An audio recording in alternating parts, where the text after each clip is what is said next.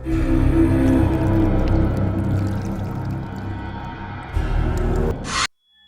कहानी एक छोटे से कस्बे के इर्द गिर्द घूमती है जो हमेशा व्यस्त और भीड़ भाड़ वाला रहता था। कस्बे में एक बहुत ही फेमस सिटी मोमोज का रेस्टोरेंट था। पॉल इस रेस्टोरेंट का नियमित कस्टमर था। एक दिन उसने अपने दो दोस्तों को अपने साथ चलने के लिए इनवाइट किया।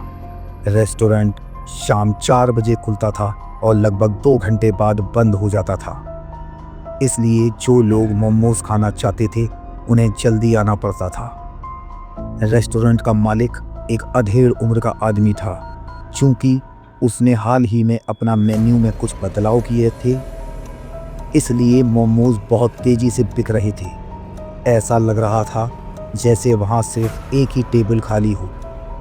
पॉल और उसके 2 अन्य दोस्त मोमोज परोसे जाने का इंतजार करते हुए चाय की चुस्की ले रहे थे। 15 मिनट बाद मोमोज तैयार हो गए। पॉल और उसके दोस्त मोमोज तैयार देखकर बहुत खुश हुए। गर्मा गर्म मोमोज एक लकड़ी के बर्तन में आए। उनकी मनमोहक खुशबू से पॉल और उसके दोस्तों के मुंह में पानी आ गया। उन्होंने झटपट चॉपस्टिक पकड़ी और एक एक करके मोमोज उठाकर सॉस से खा लिए। सफ़ेद मोमोज को लाल सॉस में डुबा के खाने का मजा ही अलग आ रहा था। मोमोज को पॉल ने अपने मुंह में लिया और खुशी से चबाने लगा। मोमोज का स्वाद बहुत ही अच्छा था। पॉल के एक दोस्त ने हैरानी जताई कि उसे उम्मीद नहीं थी कि मोमोज इतने स्वादिष्ट होंगे। जब सभी लोग अपने अपने मोमोज का आनंद ले रहे थे, तभी उनमें से एक ने अचानक कुछ बहुत सख्त चबाया। उसे लगा कि उसके दोस्त ने गलती से मोमोज की जगह कुछ और मंगवा लिया है। पॉल ने तुरंत अपने दोस्तों से कहा कि उन्हें चिंता करने की ज़रूरत नहीं है, लेकिन ये ध्यान देने वाली बात थी कि नीली शर्ट पहने हुए व्यक्ति के मुंह में कुछ निकला और ये अनाज का दाना तो बिल्कुल नहीं था। मुंह से निकली गई उस चीज को देखते ही उसका चेहरा पीला पड़ गया। उसके हाथ पैर कँपने लगे। वो हकलाते हुए बोला, इंसान का नाखून एक मोमोज के अंदर? लेकिन इंसान का नाखून मोमोज के अंदर कैसे हो सकता है? और नाखून में एक बेहद गंदी चीज लगी हुई थी। पॉल हैरान और गुस्से से भर गया। उसे ये सोचकर बहुत गुस्सा आया कि वो मोमोज इतनी गंदी तरीके से बनाए जा रहे थे। मोमोज के अंदर इंसान का नाखून का अचानक मिलना पॉल और उसके दोस्तों के लिए कोई संयोग नहीं था। वैसे ही पास की मेजों पर बैठे लोगों के साथ भी वही स्थिति हुई। वो रेस्टोरेंट मालिक को बुलाने लगे। पॉल ने गुस्से में मेज पर हाथ पटका, मालिक की ओर इशारा किया और जोर से चिल्लाया। उसे और भी ताज्जुब तब हुआ जब पॉल ने नाखून उसके चेहरे पर फेंक दिया। आमतौर पर इन मोमोज फिलिंग को करने का काम सिर्फ वो ही करता था और उसके अलावा कोई और यह काम नहीं करता था। लेकिन वो आदमी अभी भी बोलने में असमर्थ था। तभी अचानक पॉल ने उसे कॉलर से पकड़ लिया और उस पर एक जोरदार घूंसा मारा, जिससे उसकी नाक और मुंह दोनों से खून बहने लगा। रेस्टोरेंट मालिक की बुरी तरह पिटाई हुई थी। इसके अलावा पॉल और उसके दोस्त उसे पुलिस स्टेशन ले गए। काफ़ी देर हो चुकी थी और पुलिस स्टेशन में ड्यूटी पर केवल 3 अधिकारी थे। एक इंस्पेक्टर जिसका नाम लियो था और उसके 2 साथी अधिकारी पिंक और चाओ। जब वो कैंटीन जाने वाले थे, तभी उन्होंने बाहर शोर सुना और उन्हें लगा कि कुछ बुरा हुआ है। इंस्पेक्टर अपनी सीट से उठे और जांच करने गए। जैसे ही वो दरवाजे पर पहुंचे, उन्होंने देखा चाओ उनकी ओर दौड़ता हुआ आया। सर, गेट के बाहर कई लोग हैं। वो रेस्टोरेंट मालिक पर मोमोज में इंसानी मीट मिलाने का आरोप लगाते हुए मुकदमा करना चाहते हैं। स्थिति की सूचना मिलते ही इंस्पेक्टर का चेहरा लाल हो गया।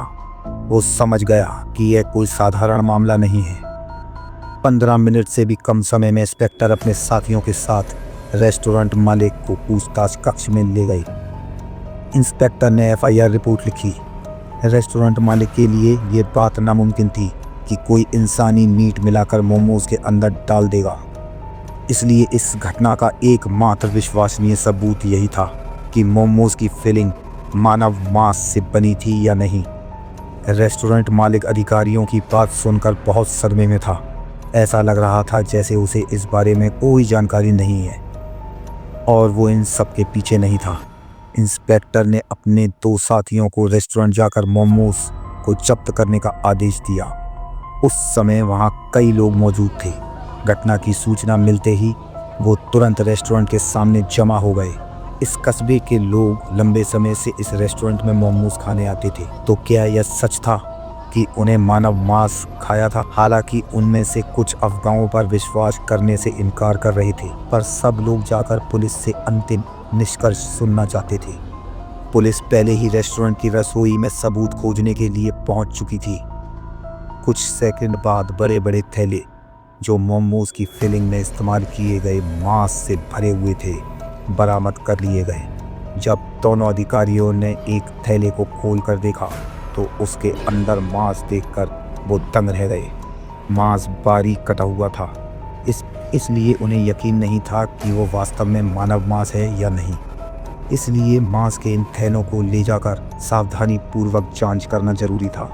अधिकारियों ने नागरिकों को आश्वस्त किया, फिर एक थैले को जांच के लिए थाने ले गए। रेस्टोरेंट मालिक से पूछताछ के बाद पुलिस को पता चला कि वो मोमोज के लिए मांस कहां से लाता था। उन्होंने अपने स्टाफ को उस एड्रेस की ओर भेजा। घर के अंदर एक हट्टा कट्टा आदमी अपने बड़े से चाकू से एक सूअर को काट रहा था। पुलिस को देखते ही उस आदमी का व्यवहार अजीब हो गया। उसने चिड़चिड़ाकर पूछा, आप लोग मेरे घर में क्यों हैं? उस आदमी के क्रूर चेहरे के बावजूद कसाई शांत रहा और पुलिस सीधे मुद्दे पर आई। उन्होंने पूछा कि क्या वो बाहर के मोमोज रेस्टोरेंट के लिए मांस सप्लाई करता है। जब कसाई को आखिरकार समझ आया कि अधिकारी किस बारे में पूछ रहे हैं, उसने अपनी आंखों में गंभीर भाव लिए बिना कोई डर नहीं दिखाया। ठंडी आवाज में उस आदमी ने पुष्टि की और पूछा कि अधिकारी उससे क्या चाहते हैं। पुलिस ने उससे पूछा उसने रेस्टोरेंट मालिक को किस प्रकार का मांस दिया था और मोमोज में इंसानी नाखून कैसे आ सकता था। जैसे ही उन्होंने अपनी बात समाप्त की, कसाई ने काटने वाले तख्ते से चाकू निकाला और ठंडे चेहरे से बोला, तुम्हें ये जानने का कोई हक नहीं है कि यह किसका मांस है। मैं तुम्हारे सवालों का जवाब क्यों दूं? अब यहाँ से चले जाओ। दोनों अधिकारी कसाई के गुस्से पर कोई प्रतिक्रिया नहीं दे पा रहे थे। वो आदमी अचानक पागलों की तरह उनकी ओर दौड़ा और उन पर चाकू लहराने लगा। चाओ ने जरा भी डर नहीं दिखाया और उस सनकी का सामना किया। चाओ ने अपने साथी को एक तरफ धकेल दिया और खुद ही तेज चाकू वाले उस आदमी से निपटने लगा। चाओ ने बीच में उस आदमी के चाकू से खुद को बचाया और उस पर वार कर दिया। बचाव की मुद्रा से हटकर उसने तुरंत उस आदमी के चाकू को पकड़ते हुए हाथ को रोक दिया और फिर अपनी पूरी ताकत लगाकर उसे जमीन पर गिरा दिया। उसका भारी शरीर मेज पर गिरा, जिससे मेज बीच में से टूट गई। उस आदमी को अपने शरीर में दर्द महसूस हुआ और वो मुश्किल से हिल पा रहा था। कुछ ही देर बाद दूसरे पुलिसकर्मी उस आदमी को थाने ले जाने के लिए आ गए। मामला वहीं सुलझ गया था, लेकिन इंस्पेक्टर के मन में अब भी ये ख्याल था कि वो आदमी अपने घर में इंसानी बॉडी रखता था। जैसे ही कसाई को ले जाया गया, पुलिस कर्मियों ने घटनास्थल का जायजा लेना शुरू कर दिया। तभी कसाई ने अपना सिर घुमाया और कहा कि उन लोगों को मरना ही था। अधिकारी ने बाकी टीम को जल्दी से लाशों को ढूंढने का आदेश दिया। पुलिस को पहले ये पता लगाना था कि उसने अपने पीड़ितों को कहाँ रखा था। कसाई को ले जाने वाला वाहन वापस थाने की ओर चल पड़ा। घटनास्थल पर मौजूद अधिकारियों ने जगह की तलाशी ली, लेकिन वो उनके अनुमान से कहीं अधिक कठिन था।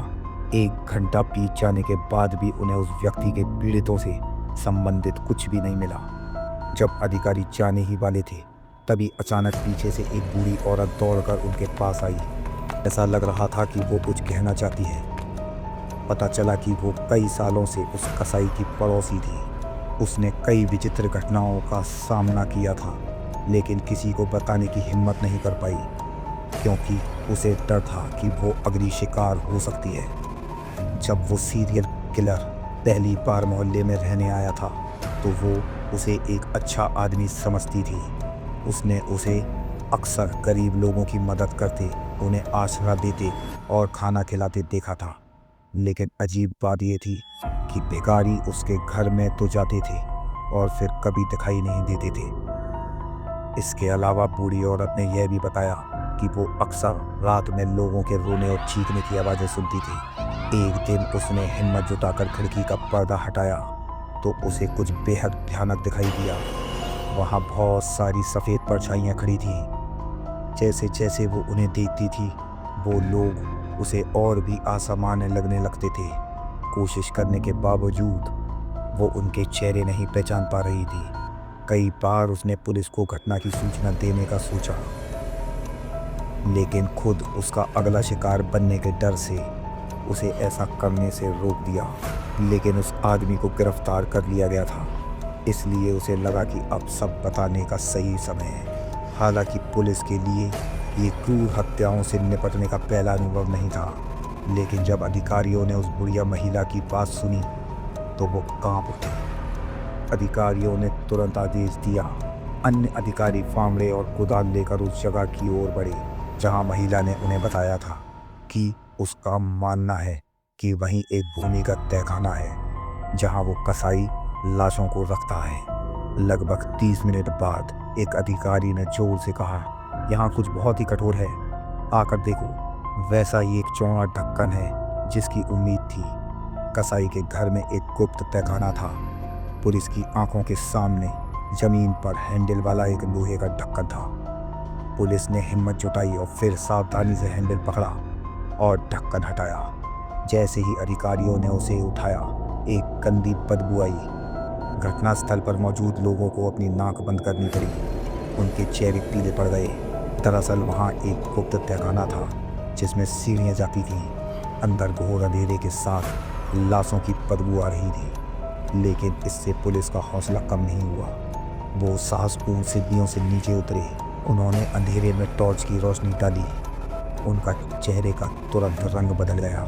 आखिर किस बात ने उन्हें इतना डरा दिया था? अब उनमें आगे बढ़ने की हिम्मत नहीं बची थी। उसका शरीर जम गया था। काटने वाले तख्ते और चाकुओं के अलावा वहीं कुछ ऐसी चीजें भी थीं जो सचमुच भयानक थीं, चौंकाने वाली और कल्पना से परे। दीवारों पर लाशें लटकी हुई थीं और उनके नीचे मानव अंगों से भरी टोकरियां थीं। मामला सुलझ गया था। शहर के मशहूर रेस्टोरेंट में अपने उत्पादों में मानव मांस का इस्तेमाल किया जा रहा था और कसाई को अपने किए गए घिनौने पापों की सजा अवश्य भुगतनी पड़ेगी।